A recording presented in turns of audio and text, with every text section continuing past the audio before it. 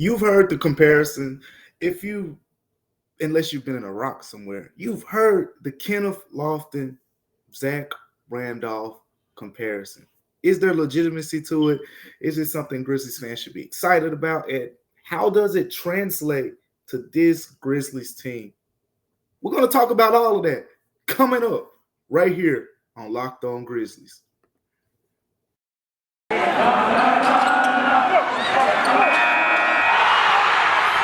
are Locked On Grizzlies, your daily Memphis Grizzlies podcast, part of the Locked On Podcast Network, your team every day.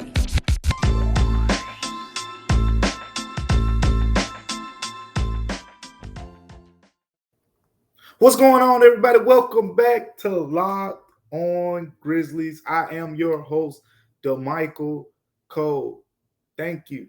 Thank you again for tuning in to Locked On Grizzlies, making it one of your first listens and or watches each and every day. You know you can find us everywhere, right? YouTube, Spotify, Stitcher, Google Podcasts, Apple Podcasts, wherever you go to get your podcast, Locked On Grizzlies is right there waiting for you. So again, much love to all the people who subscribe, comment, and like the content. We're trying to improve it each and every day and week for you. First of all, this episode of Locked On Grizzlies is brought to you by BetOnline. BetOnline has you covered this season with more props, odds, and lines than ever before. So BetOnline is where you go because BetOnline is where the game starts. Today, we're going to talk about one Grizzlies player in particular, and that is Kenneth Lofton Jr. One of the biggest surprises, or one of just the biggest stories. Some people, it wasn't even a surprise. Just one of the biggest stories. Let's say that. One of the biggest stories from the Grizzlies Summer League was the play of Kenneth Lofton Jr. And, man, I literally can't tell you how many times I've heard this guy's name since he's been a member of the Grizzlies. I'm going to put it in perspective for you. And this is when I say I've heard his name, you know, this comes from people knowing that I'm the beat writer for the Grizzlies at the Commercial Appeal and just casual conversations. Morant, of course. You know, anytime someone talks to me about the Grizzlies, Morant is the first name that's come up. This summer, the name that's coming up, the second amount, more than Desmond Bane, more than Jaren Jackson, more than Jake LaRavia, more than David Roddy. It's been Kenneth Lofton Jr. That's how big of a cultural phenomenon. And it makes sense that, you know, it's not saying that he's bigger than any of those guys because clearly, you know, Desmond Bane is in his off season. We know how important he is. Jaren Jackson Jr., you know, had his injury and in that situation. You know, his name comes up a lot as well. But Kenneth Lofton Jr., I mean, and some of the things people have said to me, you know, when I was in Las Vegas and, you know, I was in a couple of my Uber rides and one person was like, this guy looks like me. He looks like me and he's cooking on the basketball court. And there's some legitimacy to that statement because when you talk about players who look like, you know, regular people, Stephen Curry was one of the names, I think, in around 2015. Around that time frame, he really set it off from that perspective in terms of people gravitated towards Stephen Curry. They gravitated towards the way he plays. They gravitated towards his game because he's 6'3", 6'2.5", $180. And most of his skill is predicated on shooting the basketball, agility, things that the average human, and not the average human, a very skilled athlete as a human, but they're not too incapable of doing. You know, when you think of jumping out of the ceiling like a LeBron James and the chase down blocks, that's some real freakish, genetically gifted stuff. Every human just doesn't have that God-given ability. Whereas a guy like Steph Curry, you can go in the gym and you just work. You can aim to reach that. You know, you're not going to reach it, FYI, but you can aim to reach those type goals. And that's how people feel about Kenneth Lofton Jr. They see this guy who's 6'7", 275 pounds, doesn't have this super chiseled frame, and they say, man, that looks like me, at the YMCA center and things like that. But with all that being said, the most glowing thing that I've heard that's come out of all the Kenneth Lofton Jr. talk is one comparison. One comparison has continually came to mind, and Grizzlies fans, you know what I'm talking about. You've heard this comparison, and that's the Zach Randolph Jr. comparison. So what I'm going to do is I'm going to throw some things out there. Then I'm going to give you a second to really soak in what I'm going to say, and we're going to see, what do you think, Locked On Grizzlies viewers? Do you think the Zach Randolph, Kenneth Lofton Jr. comparison has some legitimacy to it? Let's throw some things out there. Left-handed, big guy, undersized a little bit, but a little bit in terms of heftier, scoring wise, does a lot of their work in the mid-range to the low block area and scoring around the rim, less about lift, more about angles and persistence and just strength. Extremely skilled guys with the ball in their hand, and can play the 4, can play the 5, can shoot it with range. Again, smooth left-handed jumper. So hold up. I'm gonna let you mull over what I just said a little bit. Smooth left-handed jumper. Yes, a little bit undersized in terms of height, but makes up with it in terms of size on the heftier side. Not jumping out of the gym. Can finish under the rim with some of the best of them in the game. Mid-range jumper, low post turnaround jumper, fadeaways. All of that is in their arsenals. Now, is there legitimacy to it for you? Mull on it for a second.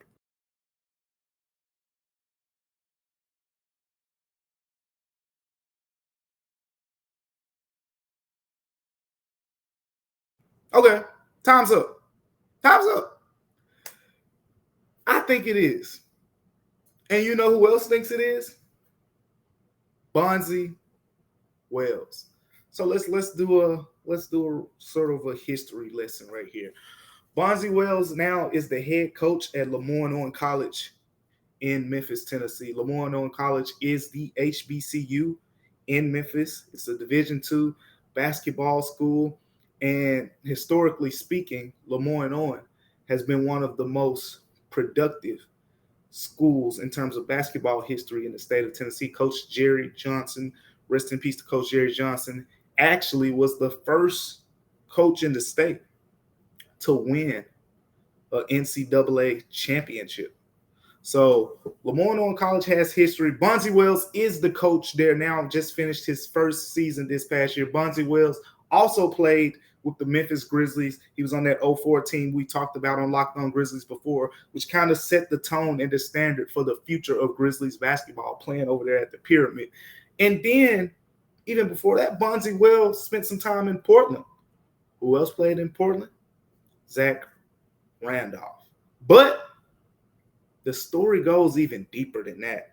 That's just the surface level of Bonzi Wells and, his knowledge of Zach Randolph. Where is Bonzi Wells from? Is an Indiana native, right? This is an Indiana native. I believe he's from Muncie, Indiana. You know where Zach Randolph is from? Marion, Indiana. Both Indiana natives, both played together in the NBA, both played with similar franchises. Well, all that being said, Bonzi Wells had a one-on-one, just a casual conversation with him, and we were talking, and he said this. He brought up Kenneth Lofton. Again, this is another person who, unprovoked, started talking about this Kenneth Lofton Jr. guy, and he told me, he said, man, that kid that the Grizzlies had, he looks like a young Zebo. And he emphasized, he said, no, not the Zach Randolph that Grizzlies fans are accustomed to seeing. You caught him on the back end of his career. Young Zach Randolph. He emphasized that to me. And Bonzi Wells stood on that again, doubled down by saying, you got to remember, I've known Zach Randolph since we were like 12, 13 years old, which again, two Indiana natives, grew up playing basketball together, grew up, through the NBA ranks together as well.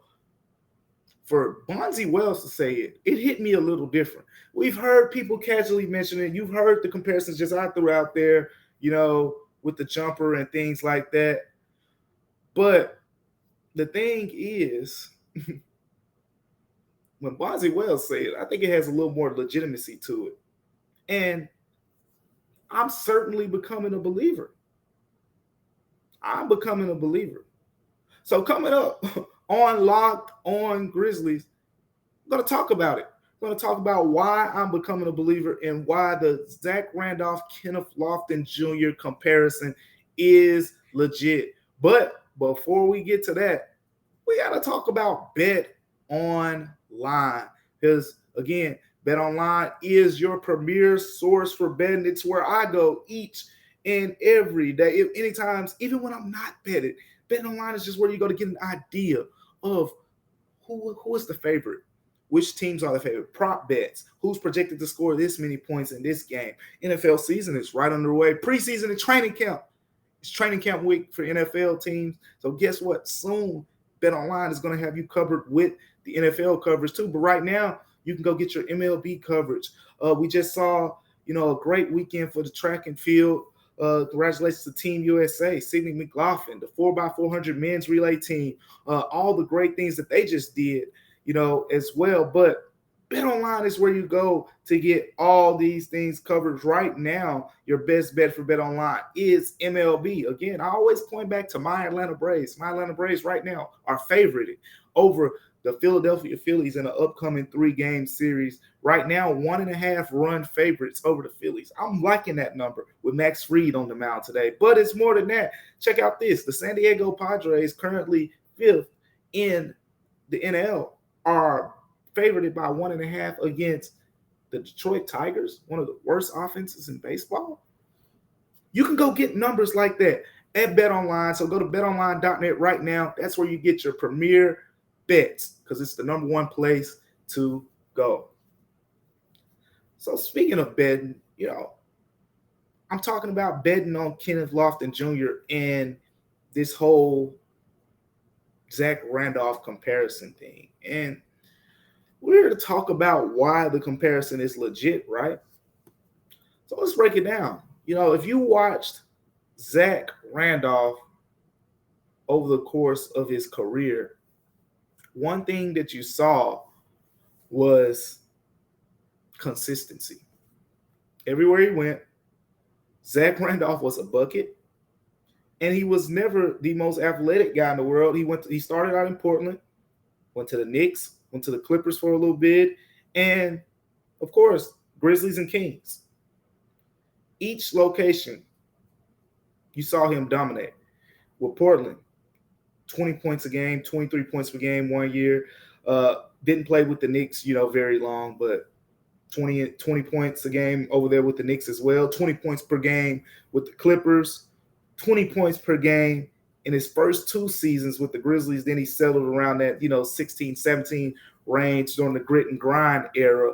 But I think those are almost, the thing about the numbers is those numbers might not directly translate, because we talked about when this comparison with Kenneth Lofton Jr. and Zach Randolph Jr., here's the thing. People are always going to be infatuated by numbers. And the way the NBA is changing, you cannot do that. You can't compare Steve Kerr, who retired as the best 3-point percentage shooter in the history of the game, or Hubert Davis, who's one of the best 3-point shooters of the 90s as well. You can't compare Steve Kerr and Hubert Davis shooting to Steph Curry and Klay Thompson. Way more shot attempts for these guys these days. It's a completely different ball game. It's a completely different ball game. So my point is, when it comes to the Kenneth Lofton Jr.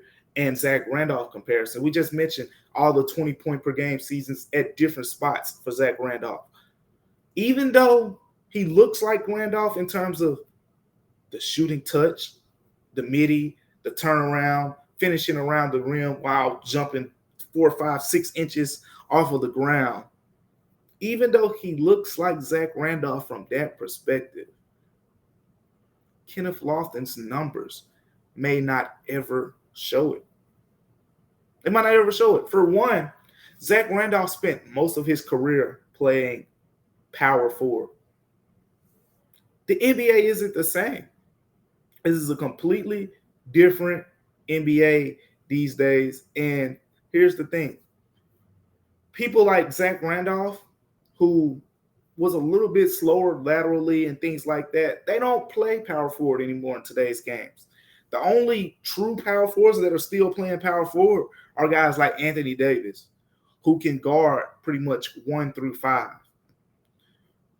Most of the power forwards in today's games are slimmer, they're quicker laterally, and they're smaller. They're combo forwards. They're bigger, small forwards and things like that. Jaren Jackson Jr. is a great example. 6'11" guy who can cover all type of ground across the court. With that being said, Kenneth Lofton Jr., does he fit that billing? I don't think so. He is a 5 more so in today's game, but he's a true 4 through the history of basketball, if that makes sense. So now we just broke down, he looks like Z-Bo and his numbers may not show it. Here's another reason why his numbers may not show it. Yes, he plays in Memphis, kind of like Zach Randolph did and became an all-star and, made an all-NBA team and whatnot. But the difference in their situations is the fact that Zach Randolph played for the grit and grind Grizzlies. Oh, the OG Grizzlies fans, you remember the grit and grind Grizzlies, right? This team slowed the ball down. Mike Conley bringing the ball up the court, 18 seconds on the shot clock. Get the ball, to these guys. You're getting it to Marc Gasol. You're getting it to Zach Randolph, and you're letting them work. And you're just running the shot clock down, and you're just pounding. It is more about the defensive end. It was more about the defensive end with the grit and grind Grizzlies, with Marc Gasol as your anchor, with TA just being a hound, with Mike Conley being a pest, and so forth. So those grit and grind Grizzlies, you saw a lot of games in the 90s, a lot of playoff games in the 80s. Some games, both teams shooting below 40%. That's what you saw during the grit and grind era. This Grizzlies team, they have some of that grind mentality. But this team just finished second in the NBA in points per game. This team led the NBA in transition points. This team played at one of the fastest paces in the NBA, led by Morant, who gets the rebound himself a lot of times, or gets one pass and he's gone. Or led by Tyus Jones, who's making quick outlet passes, getting guys involved, or Desmond Bain, who's pushing the tempo as soon as he gets the ball. They play completely different from a brand style. So the thing is, over the course of Summer League, and I've mentioned this on past Locked On Grizzlies episodes, while Kenneth Lofton Jr. was putting up these great numbers, 18 points, 9 points in his debut, shooting the basketball well, shooting 60% from the floor. While he was putting up these great numbers over the course of Summer League, that's what the fans saw. That's what we saw. But what the Grizzlies saw was, okay, you're holding the ball a little bit too much in the post from time to time. Let's work on moving the ball a little bit more. And then there had to be some conversations about Kenneth Lofton Jr. incorporating some of his game into the Grizzly style of play, while they worked on making him incorporate some of the Grizzlies brand inside of his game. So there was a nip and tuck there in terms of Kenneth Lofton Jr. This is from conversation, with the coaches, other players, and things like that. The thing is with Kenneth Lofton Jr., the Grizzlies have, emphasized the fact that they want to play this fast-paced brand of basketball. You didn't see a lot of low post touches where the ball would isolate on the block with Jaren Jackson, with Brandon Clark, with Steven Adams, with Xavier Tillman, with any of those guys. You didn't see a lot of possessions like that. But that so happens to be the strength of Kenneth Lofton Jr.'s game. And when we saw him at his best in Summer League, it was him getting the ball, 2 dribbles, pounding into someone's chest who is a lot smaller than him, and getting the easy basket, drawing a foul, or possibly kicking it out to someone for an easy shot. We saw a lot of that in Summer League. The Grizzlies historically have not played that style. So there is kind of a mesh that's undergoing right now. And again, that's another reason why, if you look at his numbers, just from a holistic number perspective, they may not ever look like Zebo's. You can't, this may not be a comparison where you say, hey, Zach Randolph averaged 20 points twice with the Grizzlies, or he averaged 17 or 18 or 16 this year and whatnot.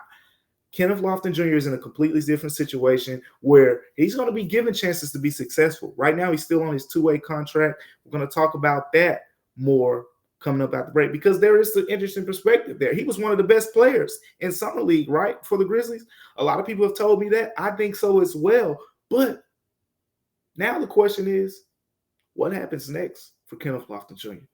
We're going to talk about that coming up after the break.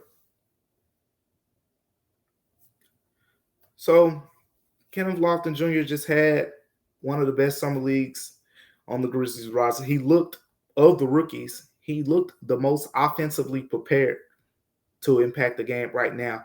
And he's 6'7", listed at 275, but I had a conversation with him too. And the conversation was actually kind of going about his weight and things like that. And he told me he's lost about 20 pounds. And you hear everyone, well, not everyone, you hear some people saying, oh, Kenneth Lofton Jr. should lose weight, or, oh, if he gets down to this size, he'll be unstoppable. Well, let me tell you this. From his perspective, coming out of his mouth, he likes where he's at weight-wise. And looking at him close at something, he moves pretty good. He moves pretty good. Now, will he be able to guard, Kyrie Irving and Steph Curry one-on-one with 7 seconds on the shot clock left? A lot of big men can't do that. That's completely unrealistic expectations for him. But all in all, the Grizzlies are figuring out what type of defensive coverages that'll work best with him. And this is another thing that came from the coaches, how they're going to incorporate him in that way, because the offensive skill is there. So that all brings along the question, when will we see Kenneth Lofton Jr.? Because here's the thing. Kenneth Lofton Jr. is on a 2-way contract. So the thing about the 2-way contract is you can't play more than 50 regular season games and no playoff eligibility. I'm going to repeat that one more time. 2-way contracts. Can't play more than 50 regular season games and no playoff eligibility. So right now, with the current contract that Kenneth Lofton Jr. is on, if you're expecting him to be a member of the Grizzlies playoff rotation, it's not happening.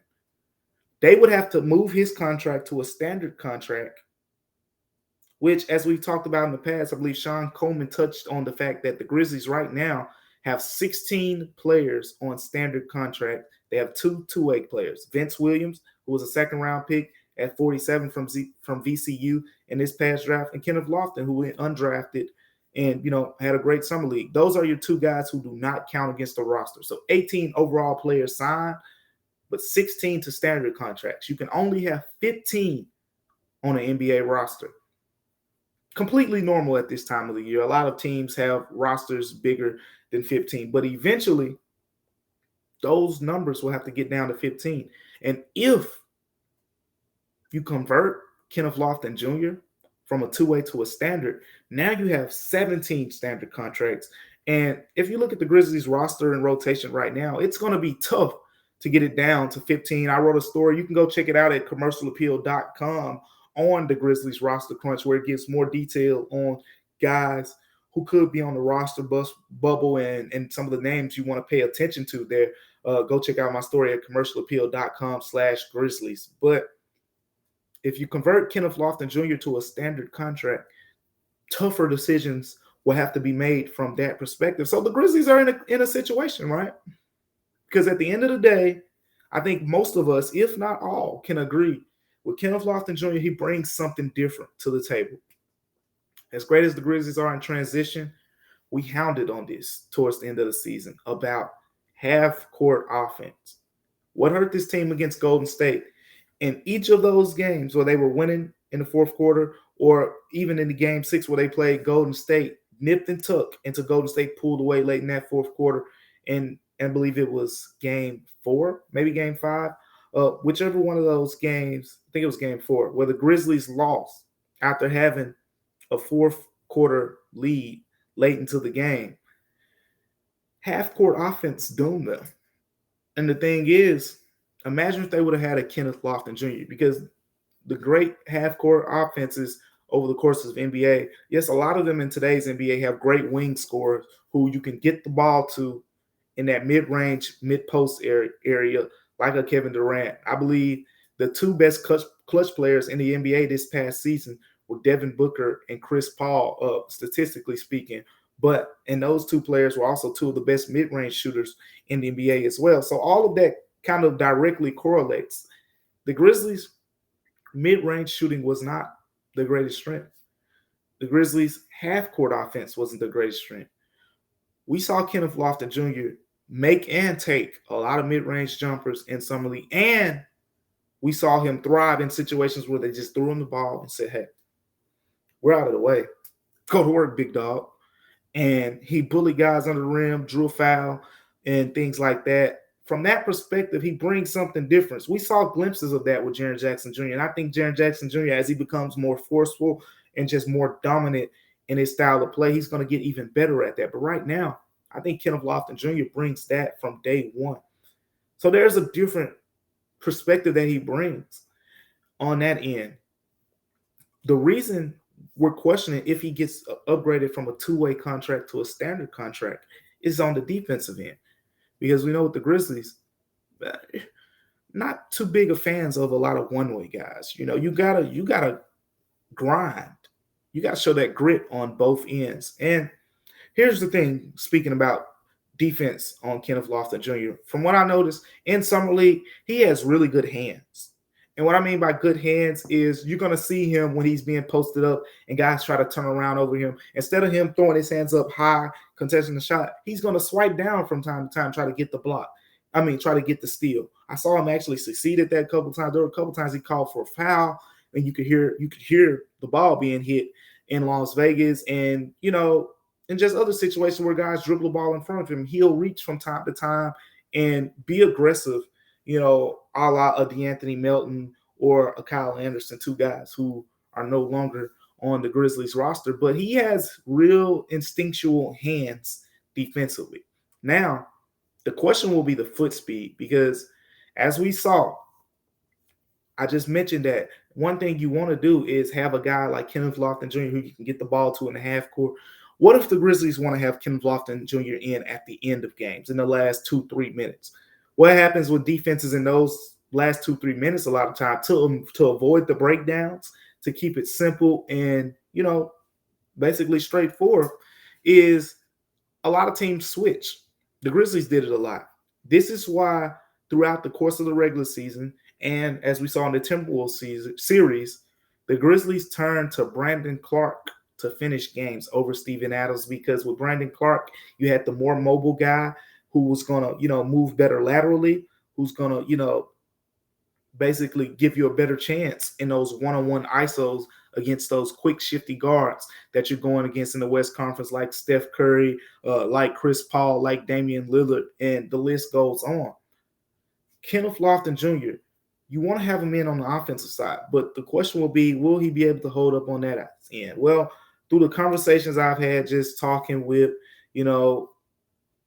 David McClure, who's the Grizzlies Summer League coach, and just other people, just to get an idea. The thing is, right now, the Grizzlies, they want to figure out what's the best way to use him on the defensive side of the ball. Do we hard hedge? Do we play drop coverage where you basically, try to get the offense to take a long mid-range jumper, but you give them the pull-up three-pointer, which, if you're playing against Steph Curry and Dame Lillard, which is just not good coverage.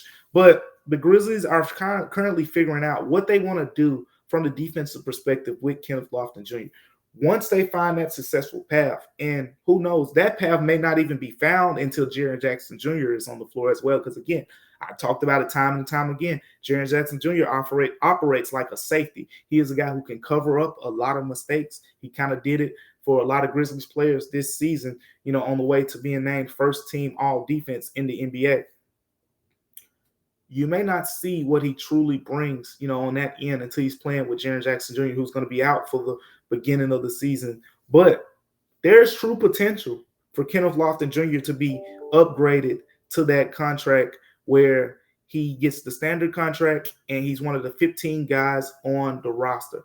I think it can happen this season, and tough decisions are going to have to be made for that to happen. But Kenneth Lofton Jr., I think the Zach Randolph talk is legit. There is some legitimacy there. And at the end of the day, he's the real deal. He can hoop. He has the midi. He has the post game. He has the touch. And this is just the beginning for him. We're going to talk about him a lot more in future episodes. But thanks for making Locked On Grizzlies your first listen each and every day.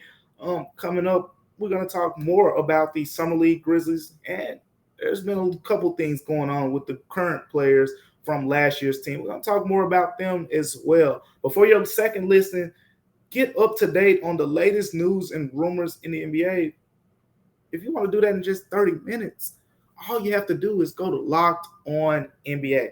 As I mentioned, it's so much going on in the league right now. Jaylen Brown in trade talks. The same Jaylen Brown who was arguably the best player on the Celtics in the NBA Finals, they're putting his name out there to try to get Kevin Durant. Wow, that's a big deal.